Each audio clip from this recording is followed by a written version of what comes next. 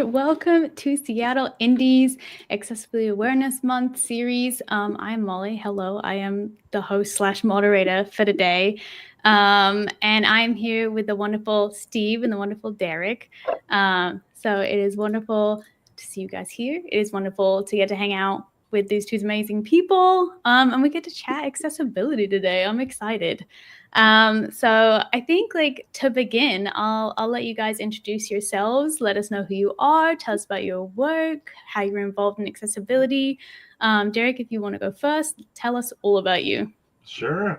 Happy to be here. So, name is Derek Gruber. I've been in the games industry for over 10 years now, and I am an accessibility design test engineer. So, my focus has always been on helping publishing partners and developing partners with accessibility features within specific game features. So, they would come to me with a new feature for their game, and I would try to help them through an accessibility lens.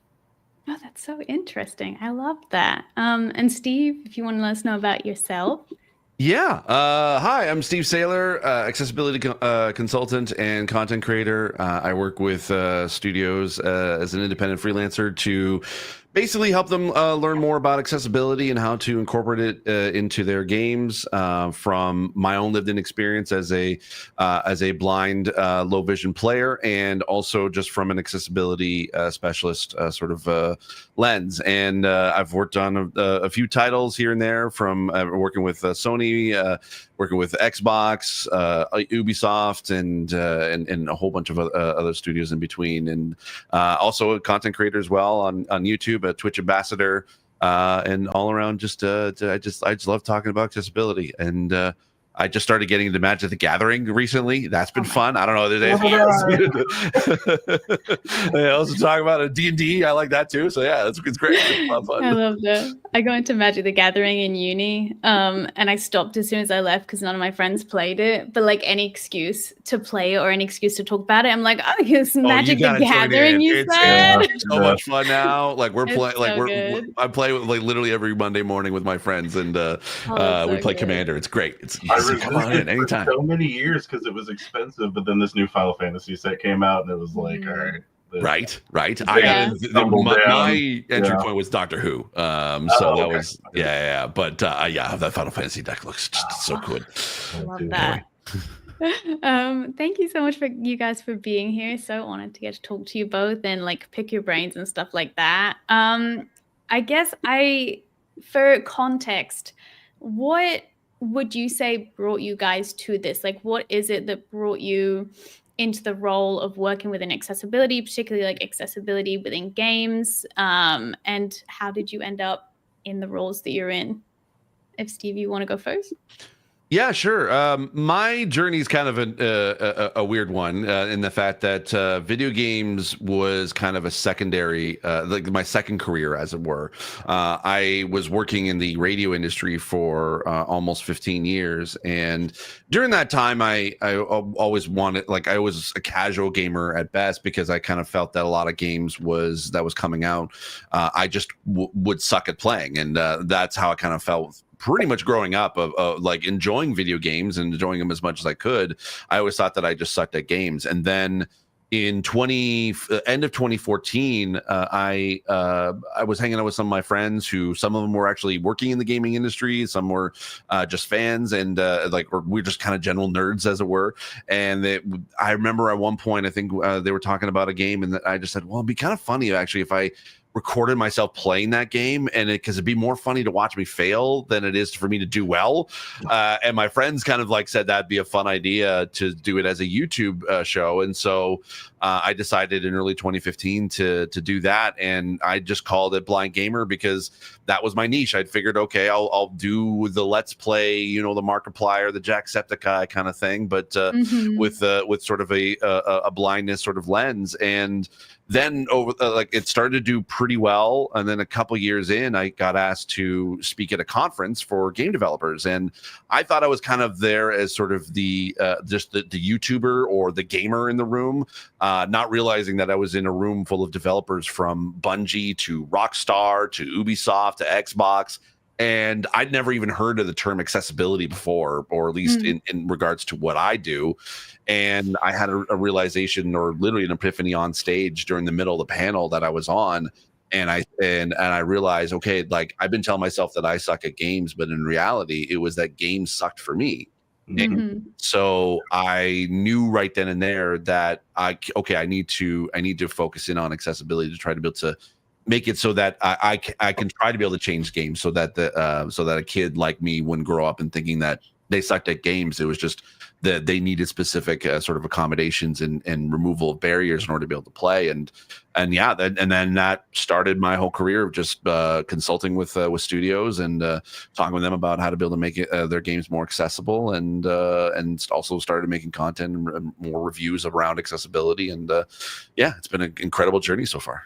Yeah, I think that is like hitting the nail on the head. Is very much it is like it's making games work for you rather than you having to work extra hard as like when you're disabled, there's all these barriers. And so if you have a game that works for you, you can just enjoy and don't even have to think about it. And that's like, I think is ideally the goal within game accessibility. And Derek, if you want to talk a little bit about your journey of how you got into accessibility and how you got here. Yeah, so my story's a little shorter, really. I've been working in AAA for many years, but a lot of it was QA, testing, that sort of thing. And my previous role over at Amazon Games, I was actually talking about, I think it was Pathfinder Wrath of the Righteous. They had a really cool feature that was, it was sort of a color blindness, color vision deficiency filter assistance where you can change sliders and see immediately the impact that it was having on the game. Because I always thought it was stupid that we go into these menus, we change these settings, then we come back and we see what the effect of the game was. So I just thought it was a genius idea to see immediately. It had character portraits, weapon skills, all that kind of stuff, and you could see what was happening. So I shared it at work, and they were like, there's someone who's doing accessibility if you wanted to go help with that. And I was like, yep. And I've never left. Really felt like I found my calling, and it's something I've always been interested in, but I kind of didn't know it was a job, honestly, for the longest time. So it's been really cool, and now that's what I've been doing for years. Yeah, I think that is like quite common for people within the accessibility space. It's like, I didn't know this was a job and I just ended up here and now I'm here and I love it and it's great. And I feel like I think that's like, kind of the same for everybody. It's just, you just kind of stumble into it, and it's just like, I mean, if you think about it, if like all our jobs literally is we get to play video games all day like that, and we get paid for it. Like that's pretty dope, to be honest. Like 12-year-old selves would really be like, wait, you get to do that? Man, that's so cool. Yeah, it is. It is. So I think it is partially because like accessibility as like a role or as a consultancy or like even within game studios, like fixed roles, it is still so new that like it was like when I was a kid growing up playing games, that was like there was no, it was like you got the game, you either could play it or you couldn't. And so it is.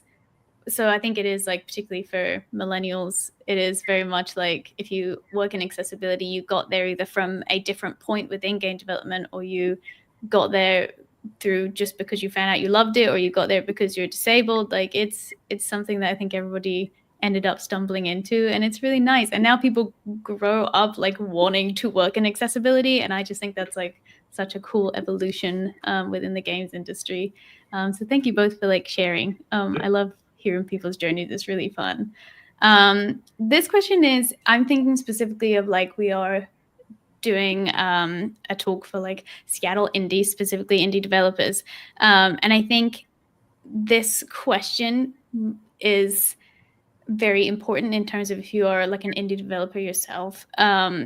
What is your approach, or what is your best advice for, or just one piece of advice for making a game accessible by design, maybe rather than an accessible feature? Like how would you just create a game that is accessible from the offset as the game rather than a feature later on? That's a good question. I think personally, one thing that's really important, and it doesn't matter what type of game you're making, but make sure to reach out to people with disabilities. Make sure to reach out to affected users that may be able to give you feedback as early as possible. Because if you don't have that disability, you may not be aware of what would be useful. You may not know what would actually turn into maybe not so much a feature, but more a different perspective on how to design what you're doing. So. Yeah, I think for me, and this is something that I think I've heard from some developers that that it can be daunting to try to be able to make a game accessible, especially when you look at the most successful ones like The Last of Us or Forza Motorsport or any others. They're coming from mostly like a AAA level, and from my perspective, I think is that indies have like the best like way to be able to kind of actually dive into accessibility in a lot more ways than AAA, because there's less red tape to be able to kind of get through. There's less sort of overhead that you have to kind of get approvals on.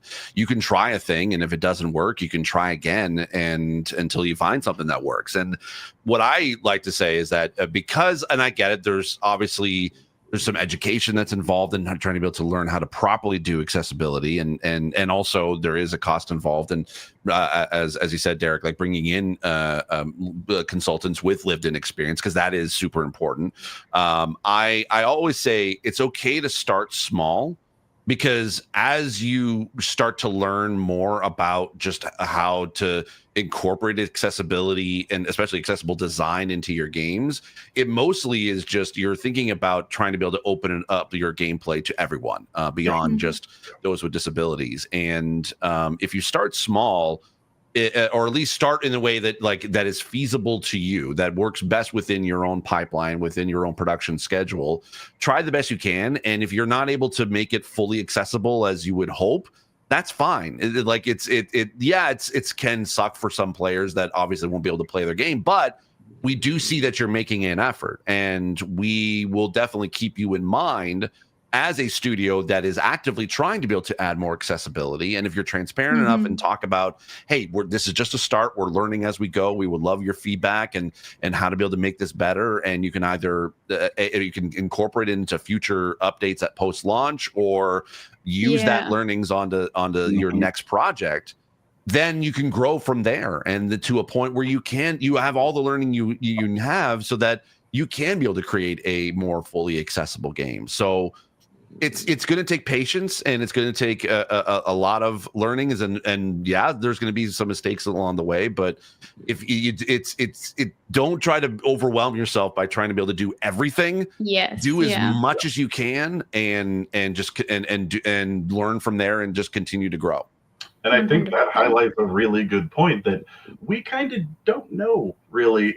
Whether you're talking AAA or you're talking indie, this is still pretty new in the grand scheme of things. Everyone's learning, everyone's trying to figure out even what terminology goes across the board for everything. When I say subtitles, that can mean one thing to one person and, a little more detail to another. So like Steve said, it's going to take experimentation. It's going to take trying, because we just don't know yet. So we're getting better, but Sorry, I'm going to interrupt the flow of conversation, because apologies for anybody watching. My dog just started snoring in my lap, and no one needs to hear that. So I'm so sorry.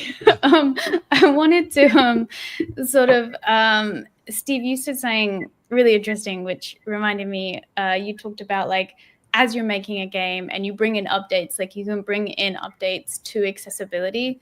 And I wanted to ask you both if you have any, particularly indie, but can be AAA, any games in mind where you're like, oh, they released and accessibility wasn't up to scratch, but then they put out an update or they put out a DLC or something similar, and that upped the accessibility a ton. Like they definitely took feedback from their gamers and from their players, and then put that and incorporated that into the game. And if you had any really good examples of that happening.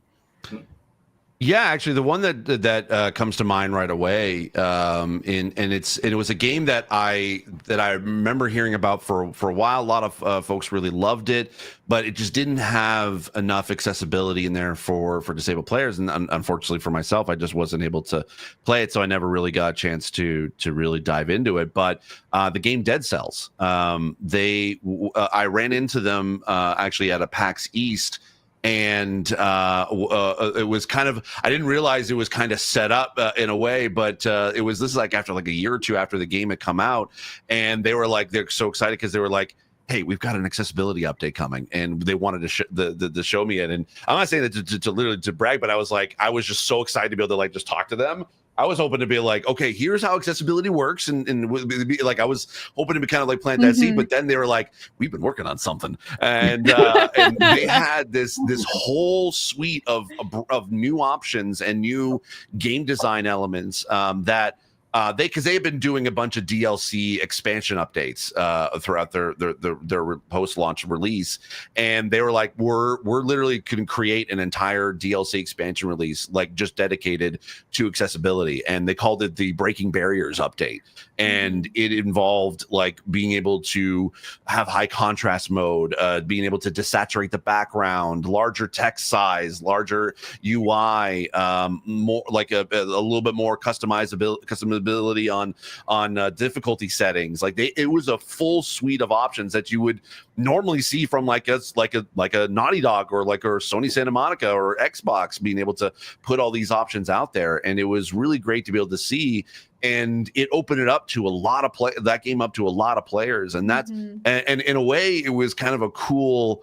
It was great for disabled players to finally be able to play the game, but it also was a neat like marketing opportunity for them because they were able to be to say, hey, disabled players, now you can be able to play it and enjoy it, and I can guarantee it sold a lot of more copies because that's the thing you may not understand. Accessibility sells. I've had so many people around The Last of Us 2 when it came out that I've heard so many people tell me that and from other telling other consultants that worked on it that they bought PlayStation 4s just so they can be able to play The Last of Us. So there's no one that can tell me that accessibility doesn't have an ROI because it's a console seller, let alone a software seller. So that was just one example of a game I really do enjoy. That's exactly what I was going to get into. That was part of my job too. So not only do we have to convince people, hey, here's why, for a humanitarian reason, but there's money involved. We're talking huge percentages of people that identify with any disability. Nonetheless, once we get into specifics in each category, and something I'd like to point out that I think is really cool for indies coming up is Steam is actually implementing a system where your accessibility features are going to be highlighted on the Steam page. And you can search games via those accessibility features. So if you've got something, especially when this is new and coming out here, I don't know the date, but I can find the article about it. I think I saw it was like end of the summer for the public. But developers can be able to get access to it now. I think huge. Especially once it's new, you're going to be one of the first games that has those types of features. So be there quick, don't wait. You know what I mean? Yep. And this is going to set you apart. This is one of the many ways that can set you apart on a very crowded market that Steam already is. Yeah, for sure. Especially like it's not like if you are disabled and you do know what features you specifically need to be able to play a game. Obviously it can't just be like a blanket thing. Like there's some games I'll be able to play and then another game will have the same features and I can't play it. But in terms of like sometimes there are just features you're gonna need, and if it's almost like a form of marketing where you can just, if I'm gonna go in and search like, I need motion sickness options or something like that, I'm only then going to look at the games that have options to like turn off camera shake and all that kind of stuff. So it is like, it's huge. If you're able to get accessibility information out early about your game, that's like a huge marketing thing as well. Absolutely, especially like in a crowded marketplace like Steam, where discoverability is just so hard, especially from an indie standpoint. Like being able to just search for the tags that you want that works best for you, and seeing a list of games that have those features is great. Now, yeah, I think and Steve, it's a little bit more reporting, so you do have to have a little bit of accessibility knowledge in order to be able to. And they do have like I think they're gonna have like a wizard that essentially explains what each tag does, and so you can be able to properly tag it yourself as a developer. But it's all part of like the ESA, so the Entertainment Software Association of in the US. They, if that sounds familiar, they created E3, and they used to run that. They came out with an accessibility tags initiative that has a pretty universal tag system that developers can use, and they even have like a special PDF you can download to be able to like, okay, here's the tag, and here's what you can be able to do to implement it from a developer level. That they're going to be able to have these tags on multiple storefronts. So Steam is going to be one. Xbox, they just updated their tags on their system to incorporate with those tags, and we're just hoping for more storefronts to kind of to be able to start picking that up, because when we have these universal tags and we know, okay, I need subtitles, I need text to speech, I need remappable controls. You can search for that, and you'll be able to hopefully find games that that you can be able to play, and hopefully will be your next favorite game, because that's all us devs want, is we want to be able to like create a game that that could be your next favorite one. So I think I may know a guy who helped on that ESA thing. I might, maybe, I don't know. Yeah. I've heard of probably. Yeah, I would say like, it sounds familiar. I was also going to suggest just quickly able to play as well, which now we're wonderfully getting like tags on like console stores, we're getting tags on Steam stores. Able to play will basically covers everything. It's a similar system where you can search games by accessibility tags, but if you don't want it to be a platform exclusive, you can do it all over there. It's amazing. And before I ask my next question, just if anybody's in chat and you have any questions, please feel free to throw them in chat. And as we go, I'll try and throw them in to Derek and Steve. So please feel free to post them in there. The next question is a bit of a broad one, but I'm very interested in what you guys think. What would you guys say are like the most common accessibility challenges in games today? That can be like in terms of resources, that can be in terms of like specific features. If there's just one thing where you're like, I really think this is an issue within accessibility, please throw it out. I'll give an easy one for that one. I'll go specific for a feature, and I want to talk about subtitles. It kills me that we see so many companies these days. Your subtitles could be too small. They could be white on a white background. They could not identify who's speaking. Having like a little identification at the beginning can be really useful. There's a host of issues with subtitles, and you would think by 2025 we'd have that nailed down, but I still see it all the time where it's like, come on, man, like you were clearly thinking about it. The subtitles are there, but we didn't like stick the landing and go for giving color options, putting a shadow box or a background behind the text. Like there's so many small and really easy things that you can implement early that will make people's lives so much easier. So that one sticks me pretty hard all the time. Yeah, for me, I would say I have an easy answer, and then I have a difficult answer. Okay. So I'll start with the easy answer first. Larger text size. Come on. Same with Derek. It's like, I can't believe we're still in 2025 and we still have games that have 6-point fonts. Like, come on. How is anyone going to be able to read any of that?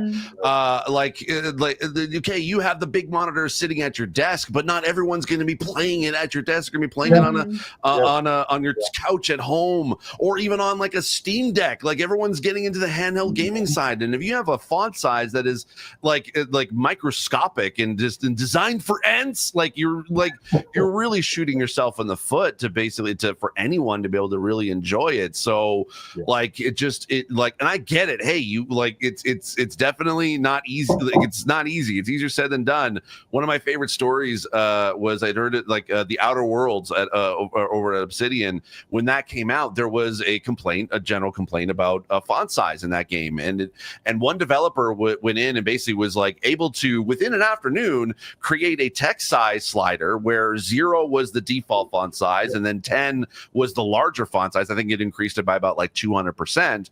And yeah, okay, great. It was implemented in an afternoon, but it took 2 to 3 months of bug fixing in order to be able to accommodate all the new bugs that it had caused. So I understand that it's not an easy fix, but if you design with a larger font size in mind, it becomes a lot easier to be able to accommodate that and edit that as you go. So that's the easy one. And I'm just like I literally even have my own shirt that I'm not wearing it now, but it literally says "Stop using tiny text in games." But with a legible font too, with a legible font. Nothing crazy, nothing sweet, you know. Exactly. And then my difficult answer is definitely areas when it comes to sort of blind accessibility.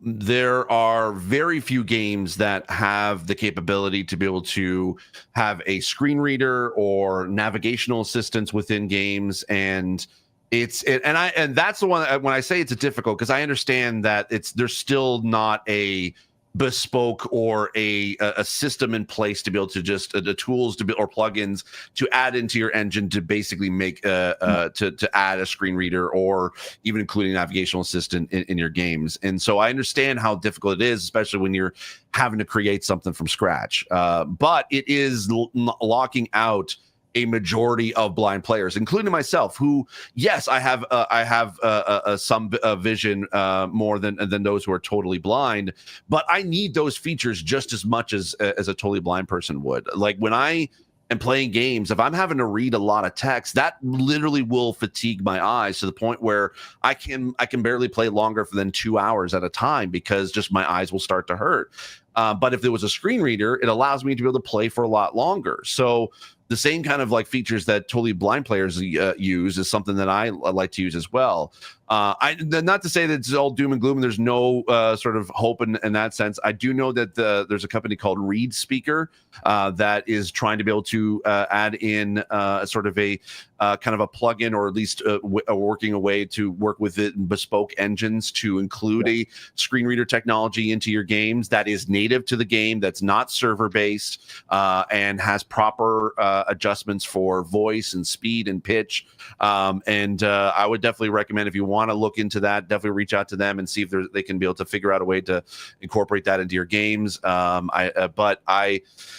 I know it's easier said than done, but it's definitely something that is the most drastic missing part of gaming experience. I love to see a bunch of accessibility that's out there for Derek, as you said, like subtitle options. We're seeing more games with that now. We're seeing games with remappable controls, and I understand that some of these are a little bit easier to be able to implement accessibility wise, and I understand that this is a little bit more difficult. But I would say like you would have an audience for life if you incorporated a screen reader into your game, and that's saying something. Like that. There's a huge amount of blind players that would love to be able to play your game, and all, like, it would be just so great to be able to see. So hopefully that can be make it easier soon. But yeah, that's something I hope would be able to change. The tools are out there, so I'd recommend, if you're on the indie side, try out JAWS. That's a really popular screen reader. That's true. Yep. Try out some of these assistive technologies and just see if it works. Clearly things aren't going to be easy. They're not going to work, right out the get-go, but at least try to put yourself in the position of a player who's going to be having those issues. So that way maybe you can go, oh, well, crap, it's not reading my text. How can I fix that? Yeah, exactly. The earlier the less headaches you'll have in the future when you try to go back and fix everything. So check them all out. A lot of this stuff is either free or pretty inexpensive, so just give it a try. Absolutely. I want to take a question from the chat from Bio Battleship. Hopefully I pronounced that correctly and didn't butcher it. They asked, this is a developer question. Do you have any best practices for screen readers, especially for laying out the state of play for a turn-based game? I don't have any specific developer like, okay, here's how to set it up in an engine or in the code. But I do know that the best practice that I've kind of come across is making sure that the priority of what is being read is like you lock that in. So what does that mean? So basically, what information do you want the player to have at like immediately, in the short term and in the long term? And if you so stuff like, okay, being able to for example, like Diablo 4 has an amazing screen reader tech that's in there, and the way it reads out its information is it gives you the title of the item that you picked up, the stats of that item that you picked up, and then it gives like the other sort of like flavor descriptive text of that. Because what is the most important information? The name of the thing you just picked up and the stats of it. That's the immediate sort of like, okay, I need to know that I need to know that information quickly. And other things within that immediate is health, like your current health status or your current ammo status, or whether or not you're crouching or you're standing or you're prone or you're sprinting. Like that information is something that you want to be able to give to the player immediately. The short term is anything that that they still need to have, maybe in that, like they've opened up a menu and be like, I want to know what this like, whether this weapon or is better than this weapon, and you can have this sort of comparative stats. Like, so being able to see, okay, short term, I can be, okay, I know that this one has a much better DPS than this weapon. So that screen reader can be like, if it reads it at that sort of level, that's information that is needed quickly, but not necessarily like something that is immediate in real time. And then the long term is stuff like the description of an item, or lore text, or a note that gets picked up. Those are the kind of things that I would say are the how you should prioritize how a screen reader should be read. And then also best practices that make sure that when you do switch to, like when the player does switch to a new menu item or a new sort of interactive element in your HUD or UI, that the screen reader won't continue to keep going.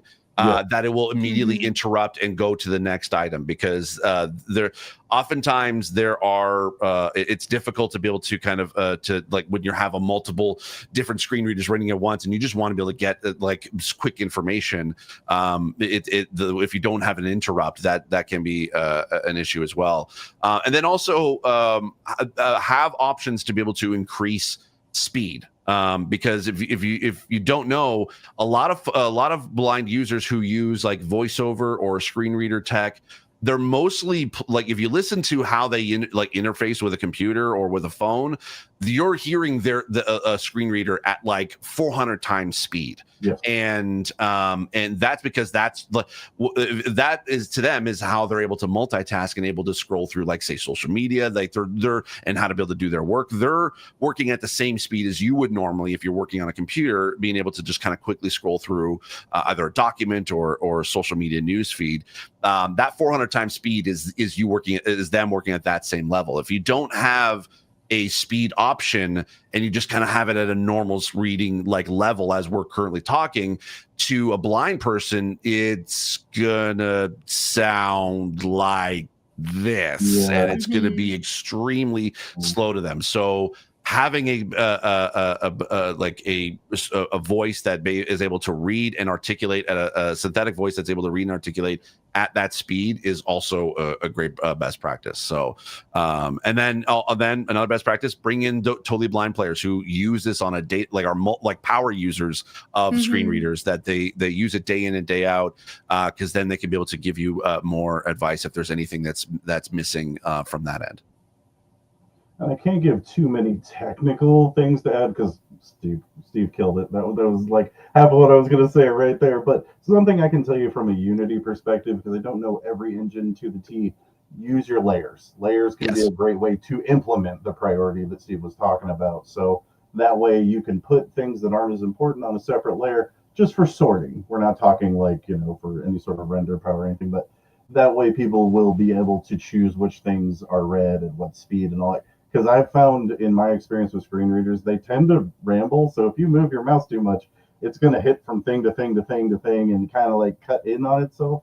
So one way that can be really helpful for that is just putting priorities on separate layers, so that way you know, okay, this is where I put the names of everything, this is where I put the descriptions, and then maybe you can give the players options to turn certain parts off so they're not getting inundated with just voice yelling at them the entire time they're playing. So yeah, thank you so much. That was great answers. Thank you so much.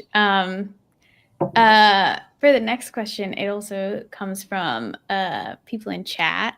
This comes from Frequency Data, who says, are there any physical input devices for people with various disabilities the developers need to be aware of when designing input controllers for their games? Oh, sorry, input controls for their games. A ton. There's too many, honestly, that we could really cover. I'll say, and just from my perspective, the ones I would immediately gravitate to, basic ones like MMO mouses that have multiple functionalities, keypads that have macro buttons on them, anything that allows you to reassign a control to it, huge priority. There are very specific ones as we dig deeper. There's eye trackers, there's mouth tube controls, but I think you're going to reach a bigger audience if you can control a lot of the basic ones. I think a lot of people have MMO mouses, or even a mouse that has an extra macro button or two, a little keypad that's like extra functionality on your desktop, stuff like that. Like those are hugely important, I find. Yeah, I would also even add on there, of course, like the Xbox adaptive controller is one, and unfortunately, it's not available. Like currently not workable on PC, at least fully, but the PlayStation Access controller as well. But honestly, like good thing is that yeah, as Derek mentioned, there's a ton of assistive devices or just control devices that you can be able to install on a PC. The good thing is, I think, from a developer standpoint, other than the select few like eye tracking stuff and obviously for mouse pointer or for mouses and stuff like that, a lot of times like there's not a lot of like development and on the development end to be able to make those controls work, as long as the PC can see them as a control, like basically they have multiple different buttons and it works just like a keyboard or a mouse would. A lot of times those are compatible. I mean, I'll just even say the Xbox adaptive controller is designed to, when you plug it into a PC, to work just like a controller would if you plugged in a USB controller into your PC. So all it's really a lot of input devices is just basically an input-output signal. That's why adaptive controllers, if you look in the back of one, it literally just it's a headphone jack, because all it needs is just a quick input-output. So that's why a lot of buttons, a lot of switches, a lot of toggles are usable on that as if you have a custom setup, and it just works pretty much straight out of the box without really any additional software. There are some that definitely need it, as Derek mentioned, like eye tracker definitely needs to have a little bit of specialized software, and if you're able to integrate that into your game, that'd be amazing to kind of have more native support. But for the most part, I'd say about like 75% of a lot of the input devices can be seen as either a keyboard or mouse or as a controller. So I think it really speaks to the necessity of remappable controls. If you've got that as a key feature, then you should be able to cover, be able to cover a lot of devices that are going to get plugged in. Yeah, that does a lot of the heavy lifting for sure. Yeah, for sure. I think that when discussing accessibility, it can be very overwhelming, particularly to like indie developers, because obviously when you see like great examples of accessibility, they are often like AAA games like The Last of Us, Forza, God of War, which obviously like indie developers do not necessarily have the resources that AAA studios have. So what advice would you guys have specifically for indies who want to make accessibility a priority, but they don't necessarily know where to start, how to sort of limit it? Because obviously you could spend years incorporating accessibility and never have the amount of resources that AAA studios would have. Do we get to talk about Celeste here? Because I want to talk about Celeste. Absolutely, go for it. I was going to mention it earlier, so go yeah, go ahead. It had to come up at some point. So you're right. AAA does get a lot of, like most things, it gets a lot of the spotlight for a lot of these big ones. But there are amazing indie games out there that have done incredible work, and I think Celeste is one of those perfect examples where I think it's overwhelming, like you said, to take accessibility as a whole and think I have to do all this stuff. But if you look at a game like Celeste, they honed in on specific things that would help their title. You can't do everything, it's not realistic. So I think one of the best things you can do, and this may be through support from affected users that you've reached out to, but however you find out what your game needs. It's not a one size fits all, unfortunately, and Celeste was a great example of, okay, we've got a pixel platformer. It can be pretty challenging at some point. There's parts where you have to hold the button down, which can be difficult for some people. So they grabbed every mechanic of their game and made a feature that can assist with that. And a lot of it is encompassed in their assist mode. No surprise. But that assist mode holds a lot of different things that you can toggle on and off, and giving people that option to toggle on what they need, I think, is the most important thing, because I fear through some of the conversations that I've had that people are like, well, I don't want to make my game easy. I don't want to do my this or that to my game. Give people the option. Let people turn on and off what they feel like they need to make their experience better. Yeah, because that was definitely something that I've been kind of thinking about a lot lately. Because there's a lot of sort of a blowback about adding options and features in games, especially games that are kind of designed to be challenging. And the way I sort of see it is that, okay, it's not about trying to be able to make it to kind of accommodate for, because yes, we do want a challenge. That's part of playing games. We do want that same challenge that everyone else has. But I've kind of come around a little bit in that it's not necessarily that we want this. We want the same challenge. We just want to be able to have fun. Games are meant to be fun, and if it means that I have to adjust a few settings in order to be able to make it more fun for me, not as whether you're disabled or not, then that's great. And if there is accessibility accommodations within games that are designed for disabled players in mind, guaranteed they're going to be they're going to work for other folks that that can make the game more fun. So it's also about pushing it the other way. If you want to make it more challenging, you should also be able to have the freedom to be able to do that as well. So, but as far as anything that like any advice or that I would recommend, it's just, again, it's kind of like there is quite a few resources that are available. Like Xbox has an amazing free resource called the Xbox Accessibility Guidelines. That is a great tool to be able to check out to learn more about accessibility. They have their own little course that you can be able to take to learn about accessibility, and they have all of the resources that are available to you. That's absolutely free for every developer, and you can go check it out. There's also GameAccessibilityGuidelines.com, also the Accessibility Games Initiative by the ESA. I think it's accessiblegames.org, if I'm not mistaken. They're part of their tags that they're implementing in storefronts. Again, I mentioned there's a PDF that you can download that goes through each of those tags and explains how to be able to best implement them from a technical development level. So they're like, you can find, and then you can look at those and find sort of avenues where you feel like, oh, you know what? I know I can be able to add this in a game based off of like this criteria and these guidelines. I can do that very easily. Like, you'll find that once you see examples or how to be able to do something, you can realize there's a lot of sort of light bulbs that can go off in your head. And again, kind of going back to what I was saying earlier, it's okay to start small. If going back to The Last of Us didn't start with just The Last of Us. Their accessibility journey started before that in Uncharted 4, where they talked to a disabled player who wanted to play the Uncharted series, and they're like, "Oh, well, let's look into that."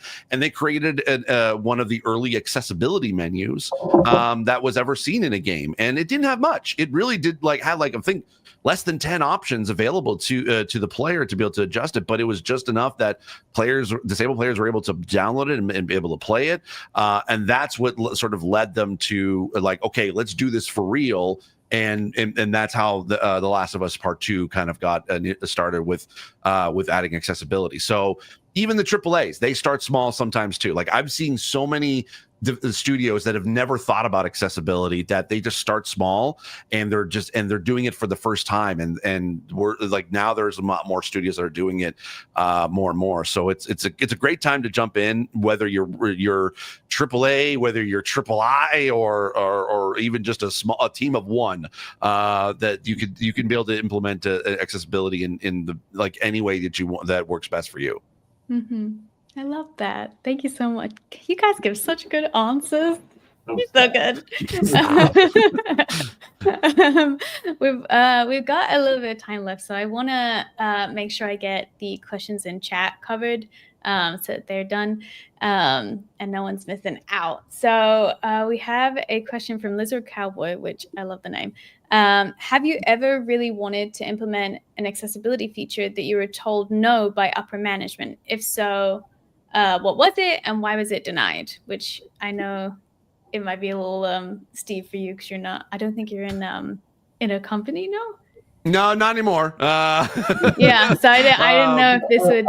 I've got one. I can't save the game, unfortunately, but I guess it's a good example of something to think about. Worked on a title who we wanted to add controller support, which you would think would be a basic, no big deal thing.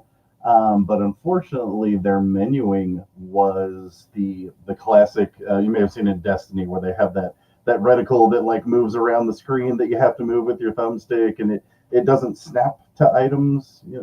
So unfortunately, they were too far along. There literally was no infrastructure available for them to go back and add D-pad support, so you could just cycle through your items, or things like that are really helpful for people that may not have full vision or motor functionality. In some cases they may need to slide all the way to the right and slide all the way to the bottom, or there's different ways that they operate the controller. So those little reticles that you move around with your thumbstick, don't do those. Stop making those. They're terrible.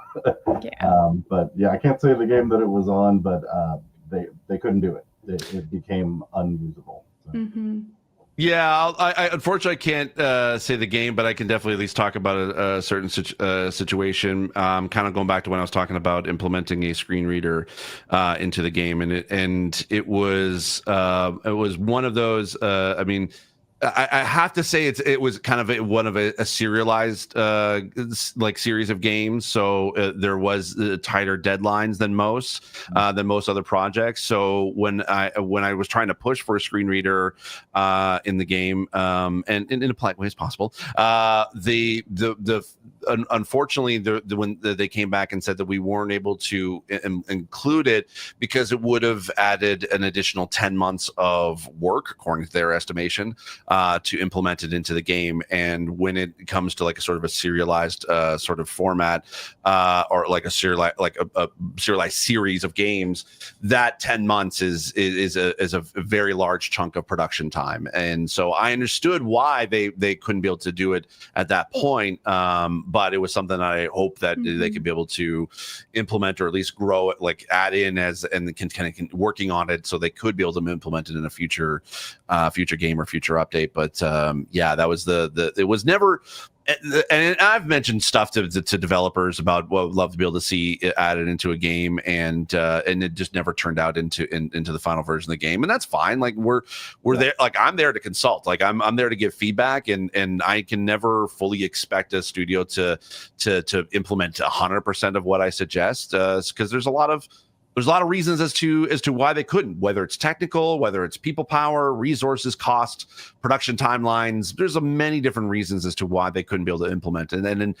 But I will say that out of all of those reasons, I don't think I've ever seen one where they've just actively refused to include that in there, or that they think it's not needed, or anything nefarious in that way. So yeah, it's sad and disappointing when you work on try to be able to push for something and unfortunately just couldn't cross the finish line. But it's something that hopefully they can be able to use for future updates, or to learn from it, and hopefully maybe in future projects that stuff can be added in. So yeah, for sure. I think even like suggesting a feature, it might be something that can then be like thought about in advance for next time. Yeah. So it's never a waste or anything. And then I'll go to this last question, which is a great question to have an accessibility consultant on for. It seems seeking out individuals with disabilities to help test features is king. What is the best avenue for devs to hire these users or the gaming community directly? My brain is slowly melting.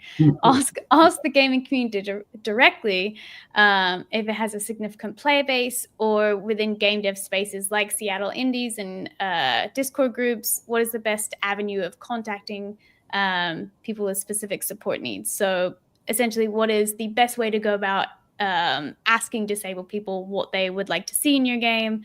What is the best way to reaching out to consultants? I'm relinquishing this one to you, Steve. The ones All good. were very expensive, so other than just sending out the tweet that has #ally on it, I don't have too much to add on this one. So I'm gonna let you handle this, Steve.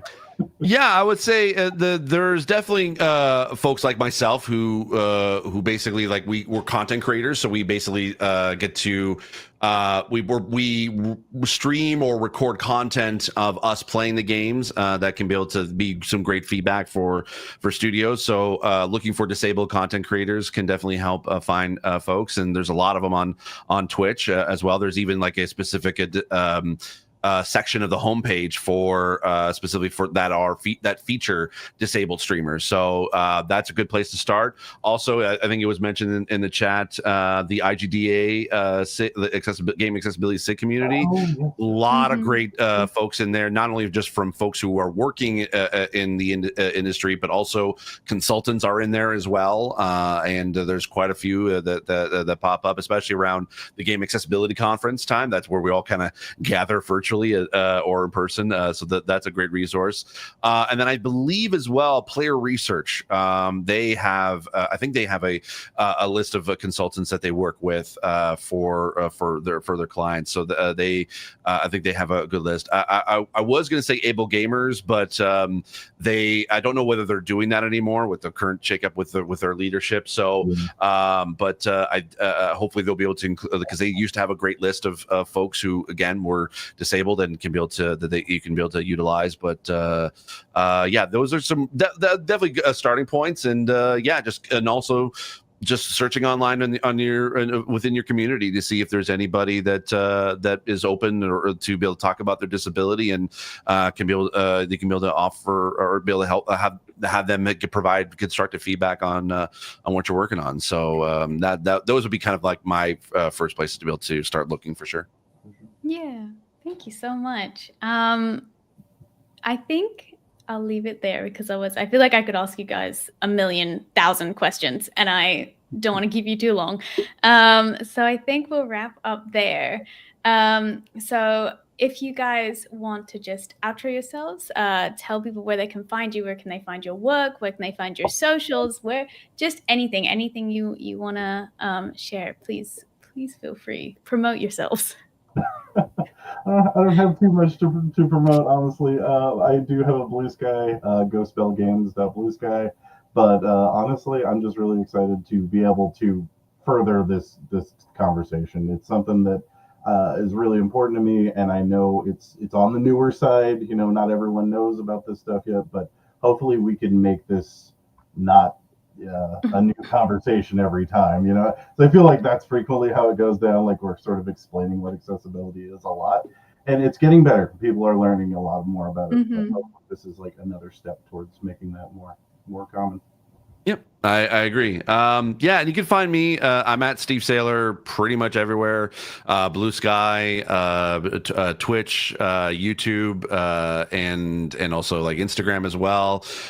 You can pretty much find me everywhere at Steve Saylor. And also if you like stuff like D&D, I do have a cool show called Dungeons and Disabled, where we have a disabled cast playing Dungeons and Dragons, and we've been having some fun. We just did a fun little event for Twitch called Dragon Games. We've been we did for Global Accessibility Awareness Day. So if you're interested in outside of the video game side of things and you like tabletop games, I've also been kind of doing more stuff with that as well. So but thanks so much for Seattle Indies for having us. I really do appreciate it. We'll have to meet up and play some Magic. So. Hell yeah! Thank you so much, Seattle Indies, for having me, and thank you for allowing me to have such a wonderful talk with Steve and Derek. I am honored, and it's great to be able to have seen so many wonderful people in chat. So thank you for having us. And yeah, thanks for this amazing conversation to both of you. It's genuinely been, I love seeing people talk about things they're passionate about, and you guys are so knowledgeable, and I get to learn stuff too. So thank you so much for chatting with me as well. Too kind. Thank you so much. Thanks, Molly. You were great. Thanks. I'm just here. You guys at the start. I'm just vibing. You're the starter. Thank you so much. And thank you to everyone that tuned in chat. We really appreciate it. Bye, everybody. Bye. Bye.